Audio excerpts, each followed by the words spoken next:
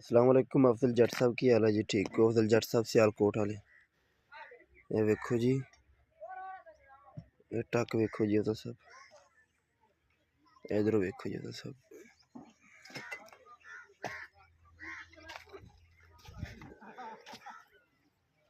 वेखो जी तो सब, ये वेखो जी डब, ये वेखो जी डब।